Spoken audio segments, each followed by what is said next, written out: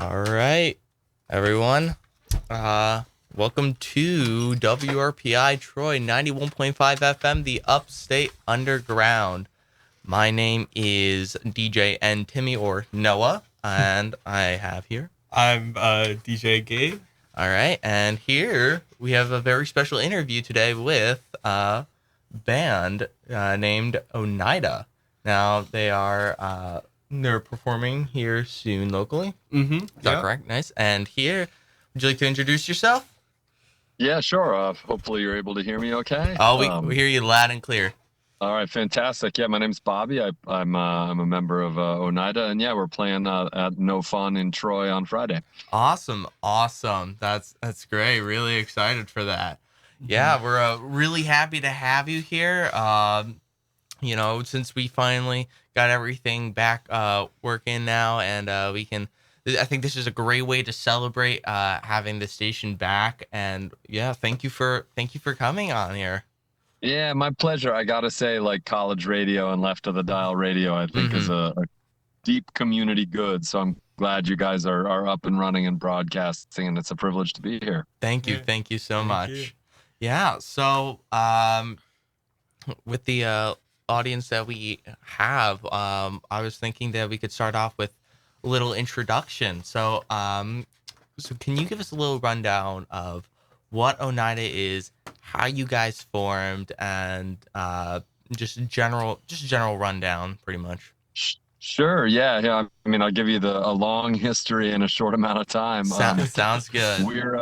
We're a bunch of old dudes at this point. We started this band in 1997 in Brooklyn, New York, which is where we're based, and we have been playing together since then, pretty much nonstop with a ton of albums. Our history is a history of kind of experimental rock. The music has moved around through punk and psych and drone and minimalism over the years as we've just kind of followed our muse wherever it goes. We spent a long time kind of helping to build a world in Brooklyn back in the late 90s and early 2000s of alternative kinds of spaces for music, in the face of a sort of broad indifference to weird rock music. And then that kind of caught on, and that has helped make our lives as musicians kind of great, because as we've aged into being old weirdos, like we've managed to keep an audience and build an audience. And in the past couple of years, we've made an effort to we do as much touring as we can, but it's only in recent times that we've made our way kind of up through like the Hudson Valley, up to the Tri-City area. We played at No Fun, I think it was 2022, summer of 2022. So it's been almost 2 years. But loved that venue, loved the town, super thrilled to come back and make some kind of ecstatic, horrible noise into which everyone is welcomed. Yeah, I'm sure that the audience at No Fun will definitely appreciate that. So you said you're only just now making it up through the Hudson Valley, up through here, recent years. Did you mainly stay around that Brooklyn, New York, New Jersey area for the most part throughout the? No, I mean we've been all over the place. We have a pretty, I mean, I would say we're most widely welcomed probably in Europe, and we tour around. New England, New York, out into the Midwest, down through the South. It's been a number of years. We used to hit the West Coast pretty regularly, towns in Canada, but it's been honestly, it's been kind of a cool eye opener to realize that there are some like small cities in your area that are full of like interesting people doing interesting things. Sometimes I'm sure it's not in isolation, but it seems like a place where like local communities build and have a very cool, accepting, exploratory mindset. So that's been really exciting to get to play in like Kingston and Catskill and Hudson and Troy and to realize there's this like network, like kind of along the river-ish of all these cool spots, great venues, interesting people. loving it. Good bands. Yeah. I got a question. Can you? Where does Oneida, like, the name come from? Because it's very interesting, and it just sounds like an upstate New York town. And I looked it up, and it is. It So is. It is an upstate New York town. The origin of the name is a little bit shadowy. It's a name that was applied to one of the I grew up learning were the Iroquois nations. I think the Haudenosaunee is the more widely accepted term now, and that's where you get the name of the town. Our band took the name from as kind of a call out to a 19th century utopian community that was based in the town of Oneida, New York. It was known as the Oneida community. And so there's a deep, interesting history around that community that embodies a whole lot of contradictions that kind of spoke to us in terms of, like, taking a proudly marginalized stance and pursuing, like, a utopian set of goals. On the other hand, like, there's a whole lot of conflicting, pieces of that story that aren't always great in terms of how this community ran. And if you're familiar with the Oneida Silverware Company or tableware, if you pick up a fork in your home, folks, turn it over, it might say Oneida.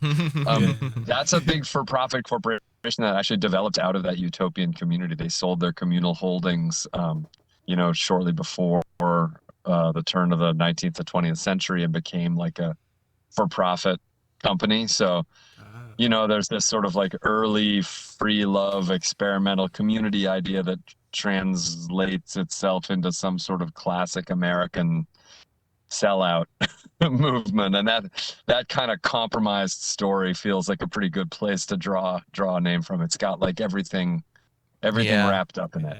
Yeah, and it's kind of like your music. You got all sorts of styles wrapped up in there. It's fitting to some degree. Would you say? Yeah. Polyglot. yeah, for sure. And I guess speaking about, like, your music and how that, like, you've been all over the place with your rock, like, when I was, like, telling people, like, oh, I'm having an interview with Bobby from Oneida, and I was blanking at what genre to use. Like, I just defaulted to experimental rock, but, like, is there any label you'd put on yourself?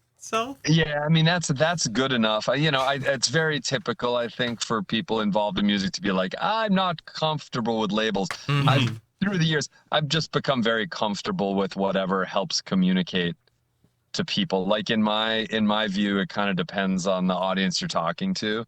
Like how do people relate to genres and genre classification? I think experimental rock is pretty good.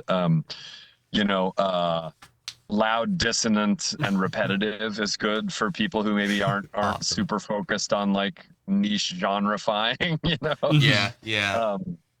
And like I did allude to, there's kind of an ecstatic communal component to it. Like, improvisation has always been a part of our music, as has kind of creating something through whatever means of nonverbal communication we can. And sometimes that's, like, just based on trust. I mean, Kid, the drummer, and I have been playing in bands since we were in high school together, so probably 1990. And so we've got our languages that we don't really know what they are, if that makes sense. Like, no, for sure. So I guess, for those who might be interested, I mean, hopefully you'll get a chance to play some music from recent albums, most of which is, like, pretty, like, I don't know if it's straightforward rock, but it's it's songs as opposed to long form experimental instrumental improv pieces, which we've also done. So that'll give people an idea of what to expect if they come out. And hopefully anyone who comes, I usually say, if you come see our band, give us 10 minutes. Because it can be, people who maybe aren't used to, like, a big, there's an intensity to it that is meant as an invitation, not a challenge. But you kind of have to go into it with a mindset of, like, well, I'm going to be here for a few minutes and see what it's like living inside this world. So that's the call to action. Oh wait, maybe we're not supposed to do call to action. I still have an FCC. I'm sure Yeah, it's no. fine. So with this broad range of genres and openness, do you find yourself taking inspiration from other like modern genres? Like if there's a wave of like a genre, like for example, I feel like in recent years, like genres like shoegaze have seen a little bit of a revival. Would you would you say that you're influenced at all by certain waves of genres making comebacks or new appearances, or have you kind of kept just kind of kept the band itself more just in the direction that you felt was natural? It's a good question. I don't think that we're influenced by genres or the popularity of genres, but we're influenced by a really wide range of music which is contained in those genres. So like you mentioned shoegaze, right? And so like yeah, like I listen to not so much newer shoegazy stuff, but Mm-hmm. older stuff, right? Yeah. Like and so that's in me. And when I hear new versions of it, I'm not like, how dare they? You know, that's my music. I'm kind of like, cool, this is something that's there. I do think that there's you know, Oneida's approach is one of building a really broad vocabulary and then using that vocabulary to do what we want to do. Mm-hmm. Um, so that ends up seeming a little different, I think, and sounding a little different than people who are like, hey, I'm learning a new genre specific vocabulary and I want to play around in that vocabulary. Yeah, You know, yeah, which is I'm not casting any shade at all, like, yeah. but those are two slightly different approaches. So, I think maybe there's a little more of a consistently omnivorous thing in what we're doing. Yeah, yeah, I know. And others are doing. I'm not like we are so special. Yeah, yeah, I But know. it's the idea of like all languages are available.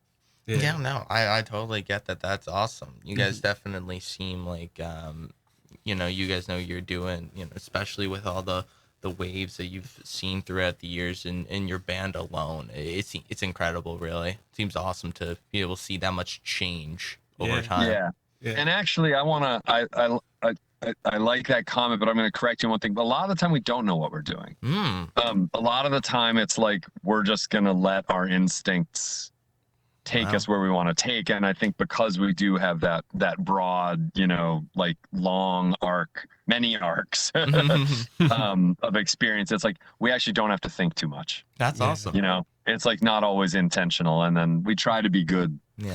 That self-editors and reflectors afterwards. that spontaneity has kind of been built into the process over the years, would you say? Yeah, if you can play with and without thinking at the same time, that's like a real achievement that can create some pretty good tension in what you're doing. Awesome. Yeah. Yeah, no, for sure. I'm sure a lot of musicians out there, and myself included as an amateur musician, that's definitely advice that a lot of us need to hear, for sure. Yeah, I mean, you guys really stuck out on like that early Y2K rock scene. It's just like you guys like I feel like you guys just have such like an exquisite palette of instruments, if that makes sense. Like there's always something like in the background, whether it's like some like super cool synthesizer or like I was watching that one interview where you guys like were writing for like a boys choir to perform in one of your songs like earlier in the day. I'm like, that's so interesting. Best idea ever.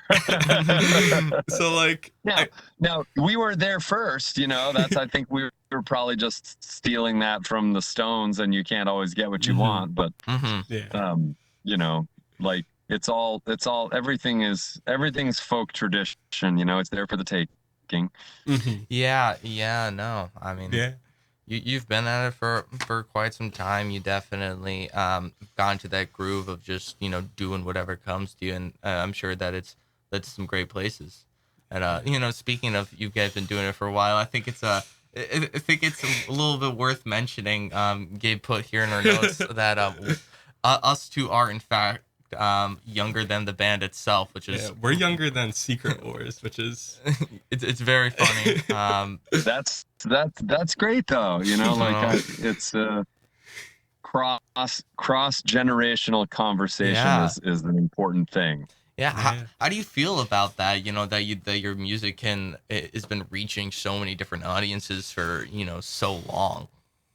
I feel amazing about it. And, like, to be super frank, I wish 100 times as many people knew our music and listened to our music. Of Hmm. course, like who wouldn't? Like I Yeah. don't, I Yeah. don't, Fair enough. I Not to don't sound. revel in obscurity at all. But I'm Yeah. also Mhm. incredibly grateful for like the idea that I'm involved in this thing where we create stuff and it connects to people, and the more people it connects to, um, the better, as far as I'm concerned. But it's, I don't like measure success by the number of people. Like, we've Hmm. all been real intentional in Oneida about, our purpose. Our purposes are not, they're we're not defined by like the size of the audience or the amount of money that comes in. We want the biggest possible audience and the most possible money, for sure.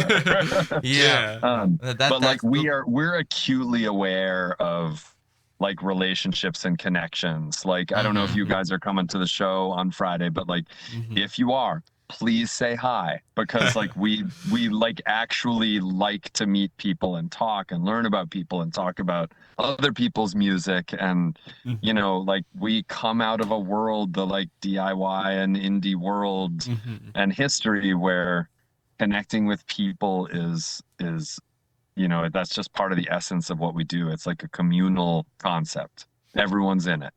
Hmm. Yeah, Yeah. no, absolutely. That's really fun. I mean, and Mhm. you're not sounded full of yourself by saying you want more people to listen to it. You make art, you put it out there. Of course, you're gonna want people to listen Yeah, to just Mhm. being honest. it. Yeah, no, no, that's how it goes. Yeah. Um, so one thing I want to bring up is you guys claim to have the largest music box built on the East Coast. Well, that is a claim that was made, I believe, in 2004, Yeah. perhaps 2005. So I'm not going to go ahead and claim that at this time. uh, Okay. yeah, but I mean, I Does that guess. answer the question that you didn't add, that I interrupted you before you asked? Oh, I mean, that's what I just thought that was like a super funny like piece of history where it's like, yeah, we just took stuff from the river and built a Yeah, music built box. built it. Well, Yeah. so I would recommend that anybody who wants to hear what that sounds like listens to our 2005 album, The Wedding, Mm-hmm. Hmm. which is all. That's a song. That's an album that's built out of mostly like very melodic, you know, kind of hypnotic circular melodies. A real different kind of sound. And that music box idea is part of the inspiration for that. Yeah, yeah, no, that's really funny. Yeah, of Yeah, course. Um, definitely.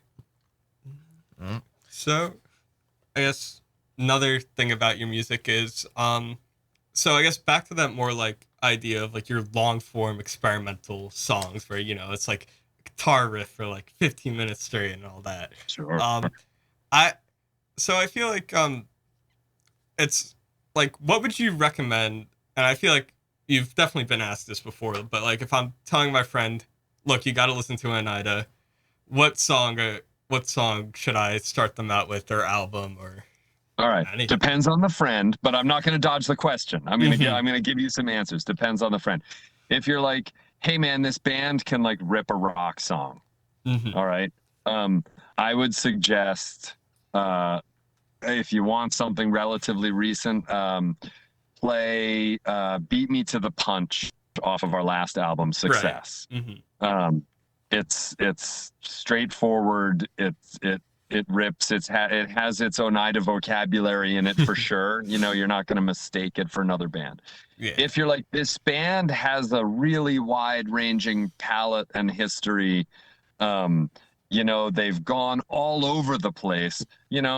If your friend has the ability to be patient, um, play them the song Sheets of Easter from our Yeah. 2002 album, Each One Teach One, hmm. which is long and repetitive. Mm-hmm. But if you have the patience to stick with it, what I cannot tell you how many people have described to me that, like, if you sit and listen, things start to open up. Yeah. Hmm. Right. It's the experience of listening to it creates new ways of hearing. So, I have my job that supports my life is not Oneida. My job that supports my life is teaching 8th graders literature and art. And every once in a while, I'll get a crew of students who discover that I have this other life, and sometimes they're interested in it. And this past year, I had some students who, in fact, were asking me questions, and I was like, "Look, I'll be very honest with you." I said, "If you really want to understand me a little better, go listen to this song. But if you listen to it, you have to promise me that you'll listen to the whole thing." You know, and I a couple of them did, or they said they did. But you know, like, I'm not in the business of trying to proselytize to the students I'm teaching Shakespeare to. You know, that's but if they're interested, I'm gonna be like, okay, like, here's something you might be ready for, you might not be. Yeah, no, it definitely sounds like that. There's so many different eras that you have of your music. Do you have any specific that you like? For example, like, you like playing live out of those? Do you like playing those more like long songs, or do you just like going on stage and, like you said, ripping a rock song? You know? Yeah, I mean, you know, ideally, like, all of it. It's all on the table. Like, these days we're playing a lot of songs. We have a new album coming out in July called Expensive Air. Good And name. it's we're actually this is kind of a cool thing. On Friday at No Fun in Troy, we will, for the first time, have copies of that record available. So Troy will be the very first place where anybody gets their hands on that record. So we play a bunch of stuff. Yeah, you gotta go. You gotta. They're very tempting. Very tempting. There's got to be station tickets, right? Come on. Yeah. Yeah. No. That's awesome. You know. So we play a lot of stuff from that, but we always also are throwing other stuff in there, and sometimes it's like, oh, it's a bunch of tunes from the last album, or maybe it's like way older stuff, or, you know, what if we take this song and we, instead of ending it where we think it ends, what if we see where it might take us tonight? You get and improvise and get that creative freedom in there, you know? Yeah. Our band is not a band where, like, in Oneida, you're allowed to play anything. Would you classify some of the stuff you do as being almost like a jam band, almost, or at times, or not really? I mean, yes. I'm just gonna say yes in the hopes that someone hears this and books us onto the jam band circuit, and we can get paid. No, I mean, I actually do think I think that if you want to use like a big tent version of that, like, term, jam band, absolutely. Right, like, because we're fearless and we explore and we can take things anywhere and we can go anywhere. I think often people consider that, rather than a descriptor, they consider it a specific genre. And in that case, I don't think that, you know, we appeal a lot to people who are like, well, I like Fish and the derivatives and ancestors of Fish, and you know, I like some Grateful Dead, you know, and then at that point we're like, well, you know, hey, we have some Grateful Dead tribute songs. You know, there's a great Dead tribute that we did the drum space on, because that kind of experimentalism appeals to us, right? So I think we're jam band cousins. Yeah. No, it's that spirit of creative freedom and just taking music wherever you want on the spot.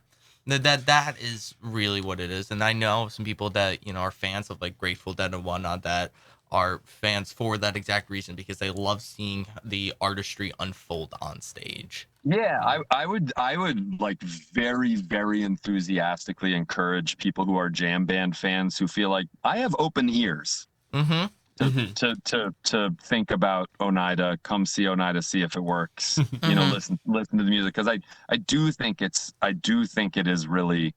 Again, this is the give us 10 minutes thing, because if you show up and you're like, Jesus, these guys are just like loud, noisy punk rock confrontational. It's like, maybe not. Maybe that's just what your ears have like trained you to think. Yeah. I mean, I wouldn't. If someone just like completely lived their life, you know, being one of those like Fish, Grateful Dead fans, they would be a little off put at first, but once those 10 minutes pass, they'll be hooked on. And, well, or they'll be like, I gave this 10 minutes peace to you, this is not for me. And that is also fine. All Yeah. right. You All know, due like respect. that's I don't live under illusions that like our music is completely universal. There's plenty of things, there's plenty of music that doesn't move me, that I don't like. I don't hate. I'm not like, that's terrible. It's more like, this is not where I'm at Yeah. this point. Yeah. A good way to view art in general. I agree. Something clicks Yeah. for you, some things. Yeah. Okay, I can appreciate it. So I mean, I guess with your whole like as an artist, you've been selling this narrative of being like, oh well, you know, it's just like whatever comes to me, right? That's what I feel like doing. But like I feel like some of your stuff has more like intention behind it. Like your whole Thank Your Parents project, the whole like trilogy of albums. Like could you elaborate on like the, I guess, artistic story behind that?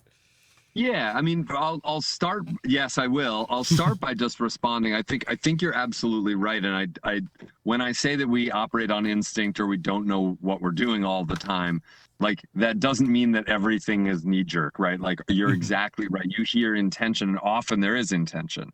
Um, and I don't know,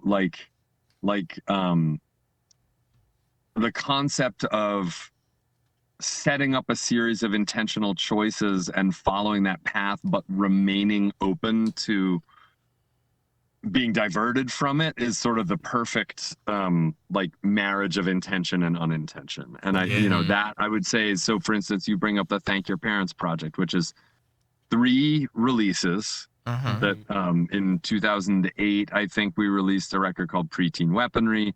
2009, we released a triple album called Rated O. And then in 2011, we released a record called Absolute 2.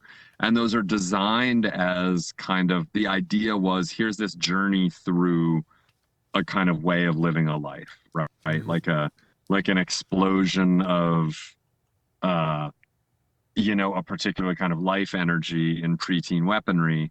And then Rated O is like this sprawl that's meant to encompass everything. And then Absolute 2 is kind of the like, it brings everything into like a darkness, like an underworld kind of vibe. So that's the like big set of ideas that swirled around in there. But like along the way, we might be like, oh, let's try this, let's try this, let's try this. And then things, I mean, for example, you mentioned shoegaze earlier. That's perfect. So the first record, Preteen Weaponry, you'll notice a little numerology going on here, is divided into 3 pieces. Yeah. And the middle one was going to be, we were like, well, what happens if we try and play like and write a shoegaze song?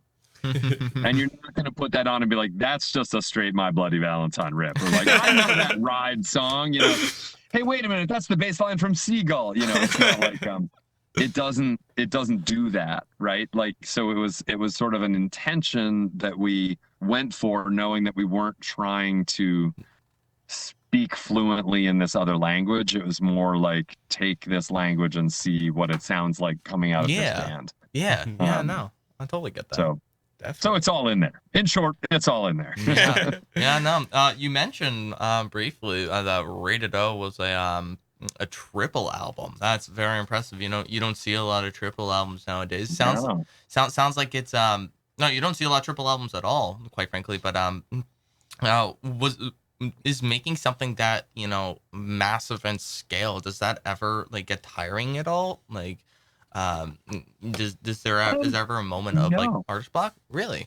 No, I think it's a matter of like when the faucet's running, right? Like when the creativity is flowing, that is giving you the energy to work.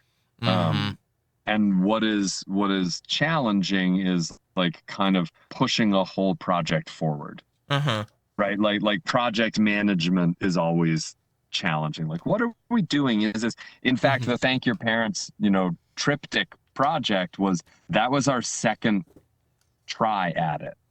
We started that immediately after the album The Wedding, and we kind of went down some paths and recorded just a whole bunch of stuff, and then we're like, I'm not sure this is like doing what we wanted to do. So instead we like culled a few things and we focused on pulling that into a different project. We let some of the original Thank Your Parents stuff lie. We probably have an album's worth of outtakes from that. And then it was like, let's restart, let's rethink, let's do this again. But you know, if you're feeling the creativity, like, no, it's not tiring. It's more just being like, do we have the will? And so far we've had the will, and it's, you know, things ebb and flow. And we're lucky in that there's 5 people in this band, and everyone, you know, is capable of vision and capable of ideas, bringing in seeds or fully developed ideas. So it's, you know, there's sort of a constant barrage of stuff. And then if one person is like feeling like maybe the flow is not happening for them, you know, there's always something going on that we're working on. Yeah, no, absolutely. Yeah. All right.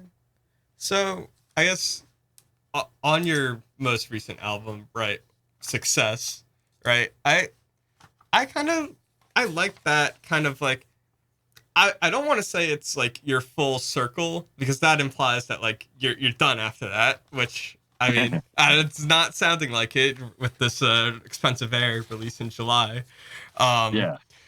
But you know, I guess you've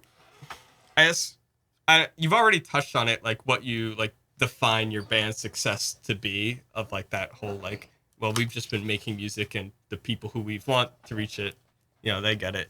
But I guess, can you elaborate more on the like that whole, just I guess the album itself, because it's I think it's a very like I guess pop rocky album. Yeah, kind of? no, I think you're absolutely right. Like I agree. I hear what you're saying, and I also agree that I don't want it, when you say full circle, I wouldn't want it to mean like, and that's a wrap, because it's not at all. But there are definitely like, you know, there's like garage elements and rock elements, and the kind of straightforwardness of a bunch of the songwriting.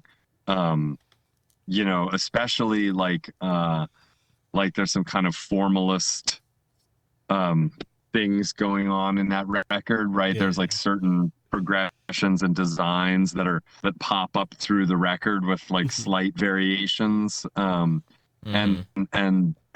yeah, like it is, I think it's a really accessible record within the Oneida like menu. You know, like I do recognize that like you have to be willing to take the rough edges and the kind of what we consider like, you know, our normal ways of playing. Sometimes people are like, find it more noisy or abstract or dissonant than what's common. But you know, big picture, yeah, it's like a not entirely pop rock songs, but there's a whole series of them.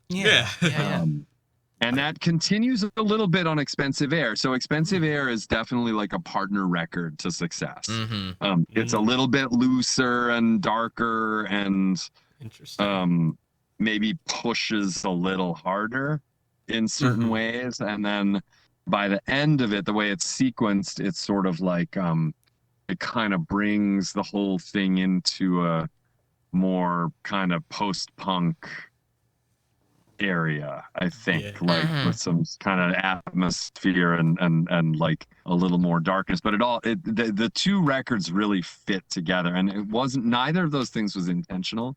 Oh wow.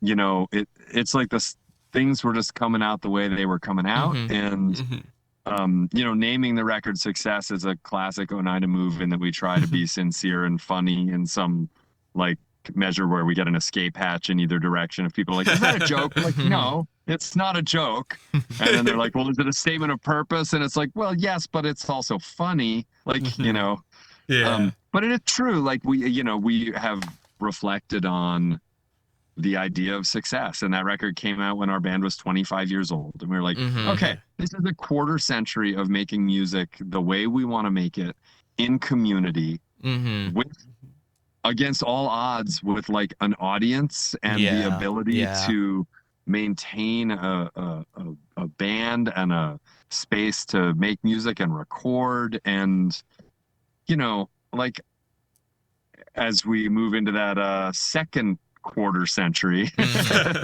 Yeah. know, it's like I think we really genuinely, honestly define what has happened as success. Yeah, no, Oh, yeah. absolutely.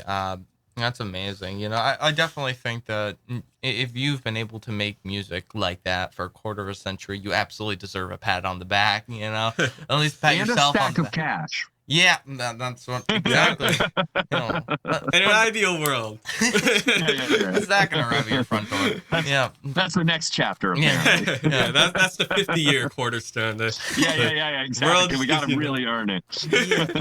yeah. I think it was definitely worth mentioning though that like you said where success and your upcoming album Expensive Air lands in the discography kind of stylistically, you know, with that more pop rock, I guess like you said with the song Beat Me to the Punch, accessible music, because like quite frankly I listened to some stuff like on the way here too. I listened to the song Dog Days, Yeah. which is a much Wow, that's going that way back, that man. is that's going way back, and it's like you've come so far from that. It's very interesting to see like just how much you've evolved. Do you ever feel like uh someday you'll find your way back to that, or do you think that direction of spontaneity is just going to keep continuing in a different direction every time? Well, I mean, so the song Dog Days, which is comes off of our first album, which is called A Place Called El Shaddai, is from 1997, right? Mm-hmm. Like there's stuff on that record that I think kind of sounds like we sound sometimes. Like if you listen to Mm-hmm. on that record, there's something called The Ballad of Varese. Mm-hmm. Right. And like Right. that is this kind Yeah. of drony, noisy, propulsive, you know, repetitive, minimalist piece. And I listen to that and I'm like, oh yeah, I hear that in us. Mm-hmm. You know, Yeah. I don't know how much like saxophone you'll be hearing, you know, in Oneida these days. And there's some sax on that Yeah. record. But yeah, I mean, I don't think there's likely to ever be a time when we're like, let's use this first album as an inspiration piece Mm-hmm. for the next album. But maybe, like, now you got me thinking about it. Like, you know, what would happen if we did not try to like cover our own songs but more like respond Yeah. Yeah. to songs with like who we are now, like create that kind of a conversation. Like that's totally that's an example of something that we talked about where it's like we might make an intentional decision to create a process, right? Mm-hmm. Like what if we did that process? What would it sound like? I have no idea. Mm-hmm. You know, like, but it would Yeah. be cool to take on a process and see where it moves us. Yeah. Yeah. Yeah. No, definitely. Yeah, and I guess more about like your I guess your journey with Oneida and like the journey that Oneida has taken in its sound.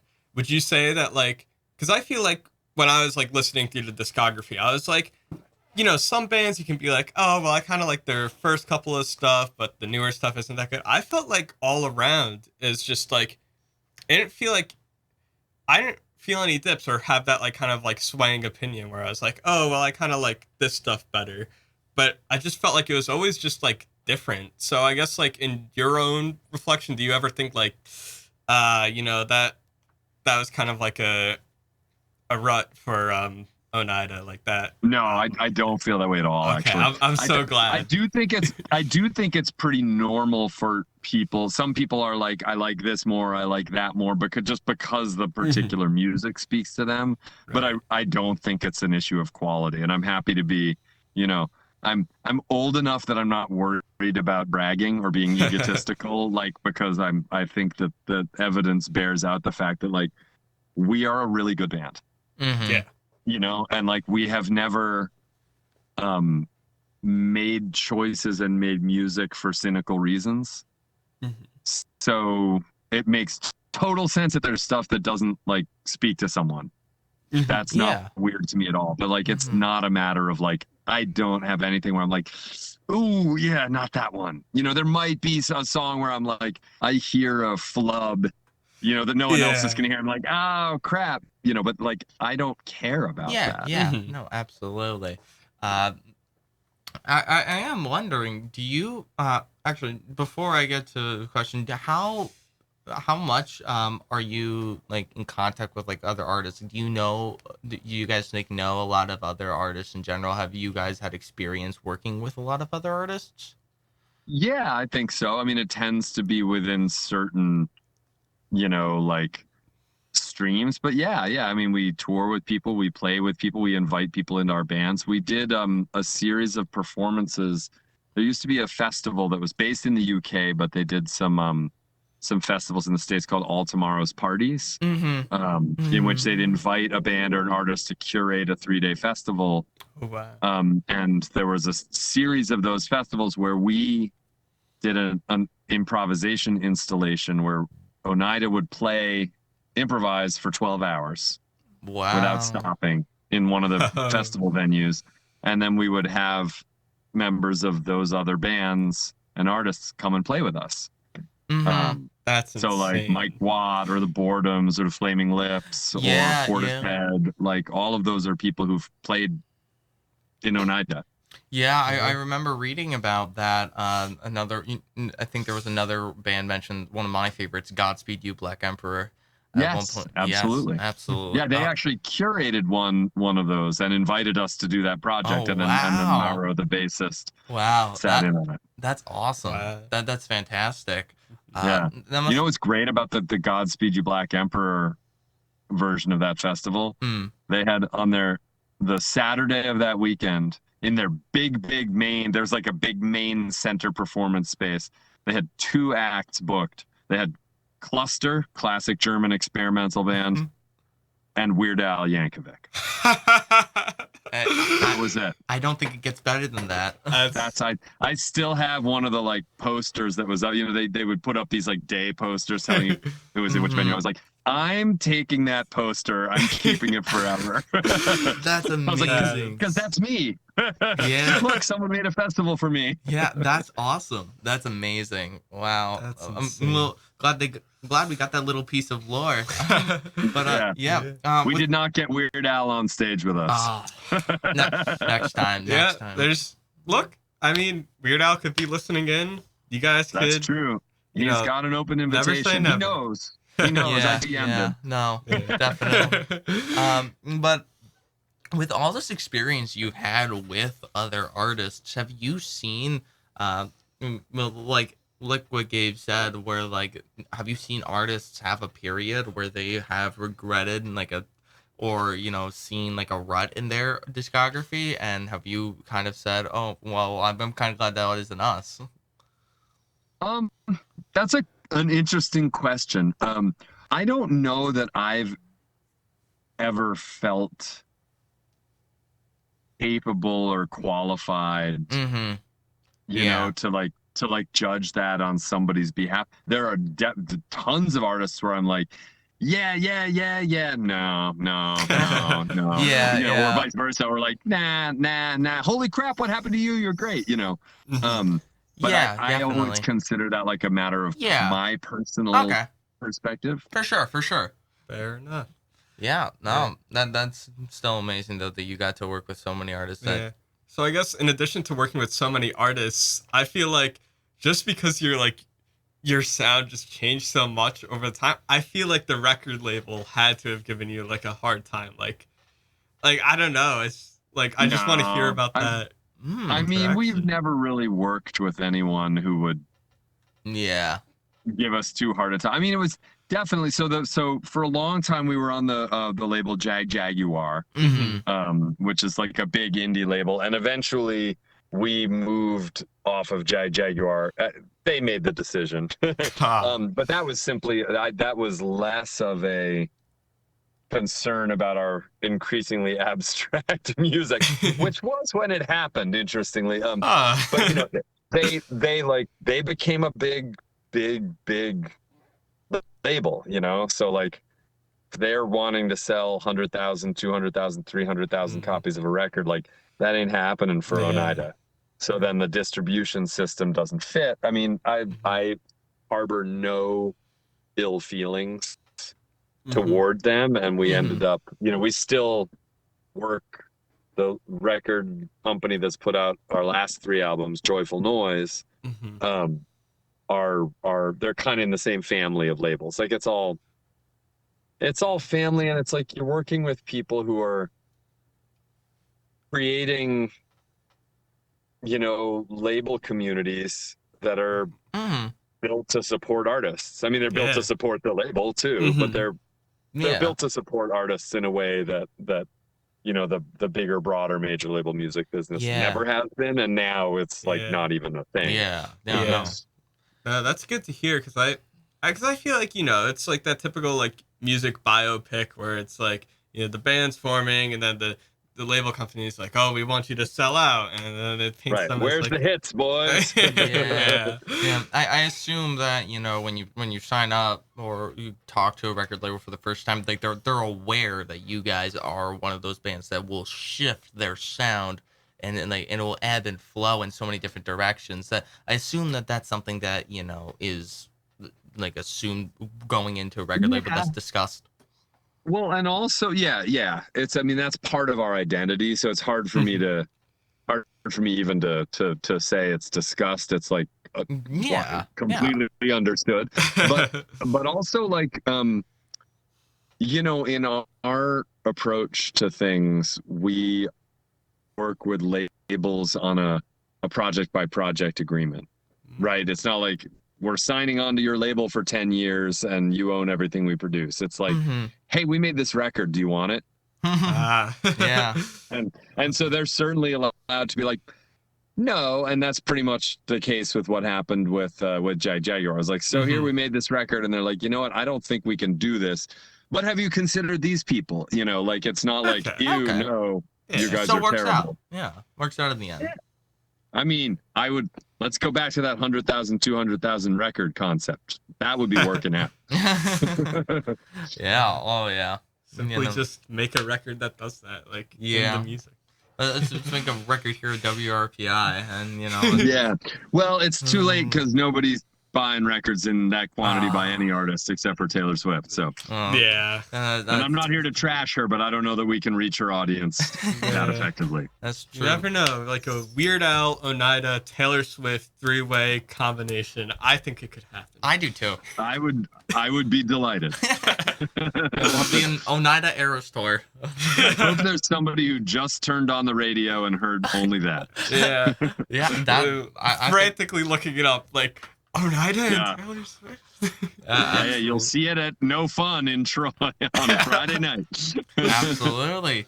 Yeah. So one thing I was actually wondering is, in that same article where I read about Godspeed You, Black Emperor, and all those other bands that you were collaborating with, that was on Bandcamp, and it was titled Oneida's Factory Sized Experiments, and it's about the factories that you guys practiced in, and how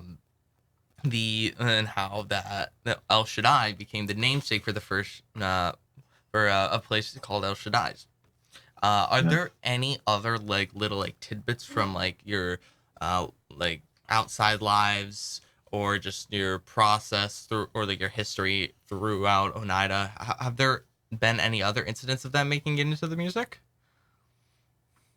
Incidents of, I'm sorry, can you repeat that? You just cut out for 1 second. Oh yeah. Like incidents of like your own personal life or Oneida's history making it into the music, like how El Shaddai's made it into the album.